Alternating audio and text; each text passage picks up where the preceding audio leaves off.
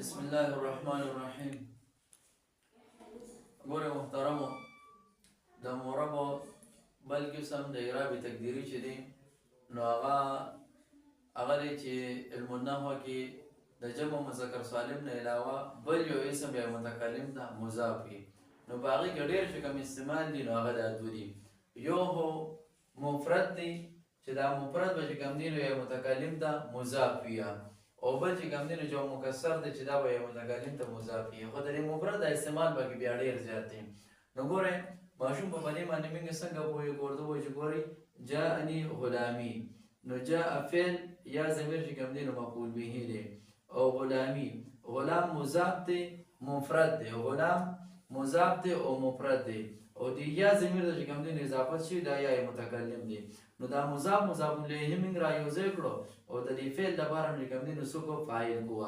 خو فاعل خو مخکې موږ ویلو چې مرفوع وي، دلته کې دا مرفوع ولې نه دی؟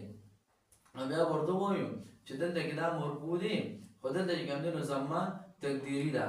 دلته چې کوم دی نو دا مفرد مضاف به متکلم دی، او د مفرد مضاف به متکلم را چې کوم دی نو دا بسیه دا به تقدیري.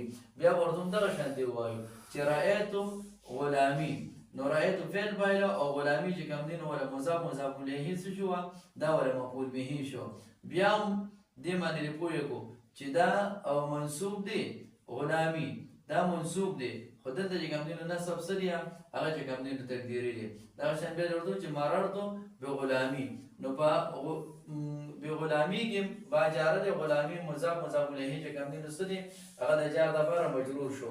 نو دلته کې چې کوم دی نو څه دی؟ دا مجرور دی، خو اعراب چې کوم دی نو د دې څه دی؟ هغه تقدیري دی. نو په دې باندې د ماشوم پوهېږو چې دا د جمع مذکر سالم نه علاوه یو بل اسم به یا متکلم ته مضاف وي، نو هغه کې یو څه دی؟ مفرد مضاف دی. بل چې کوم دی نو دا جمع مکسر به چې کوم دی نو یا متکلم ته مضاف شوي، لکه هؤلاء کتبی، نو هؤلاء مبتدا او کتبی چې کوم دی نو مضاف الیه ولا څه شو؟ دا ولا خبر شو. نو دلته کې د کتبی خبر دی، او خبر چې کوم دی نو مرفوع وي، نو دا ولې مرفوع نه دی؟ دا مرفوع دی، خو د دې اعراب چې کوم دی نو څه دی؟ تقدیري دی. موږ به ماشوم په دې باندې پوهېږو چې تدې د مفرد مضاف یا متکلم او د جمع مکسر مضاف یا متکلم تدې اعراب هم چې کوم دی نو څه وي؟ یا تقدیری وي. حالت رفعی میں ضمہ تقدیری کے ساتھ کتبی، حالت نصبی میں فتح تقدیری کے ساتھ کتبی. لکه موږ څه وایو؟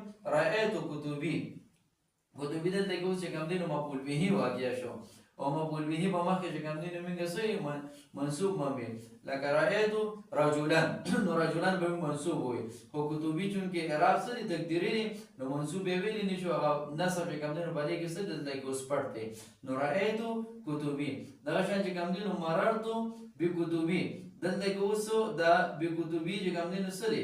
با جاره دی، او کتبی مضاف الیه ولا دا ولا مجرور دی. نو دا چې کوم دی نو موږ مخکې ویلو چې لکه مررتو برجلین، نو رجل کې بعد لکه هغه کسره څه شوله؟ هغه چې کوم دی نو ښکاره شوله، خو په دې کې چې کوم دی نو دا نه ښکاره کېږي. دا دلته کې څه دی؟ اعراب چې کوم دی نو حالت جر میں کسره تقدیري کے ساتھ، نو دلته کې کوم دی نو تدې حالت د جر چې کوم دی نو هغه څه سره دی؟ کسره تقدیري سره دی. نو په درې حالتونو کې تدې اعراب چې کوم دی نو هغه څه دی؟ هغه تقدیري دی. نو ماشوم په دې باندې پوهېږو، دغه شان دې ورسره بیا څه وکړو؟ اجرا دې ورسره وکړو.